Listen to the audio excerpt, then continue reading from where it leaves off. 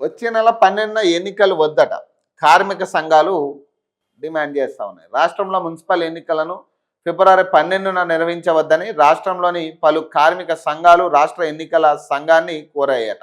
4 labour కోడ్లకు వ్యతిరేకంగా విద్యుత్ సవరణ చట్టాన్ని ఉపసంహరించుకోవాలని, పాత ఉపాధి హామీ చట్టాన్ని పునరుద్ధరించాలని, జాతీయ విత్తన బిల్లును ఉపసంహరించుకోవాలని కోరుతూ వచ్చే నెల 12న దేశవ్యాప్తంగా కార్మికుల సార్వత్రిక సమ్మెకు పిలుపునిచ్చారు.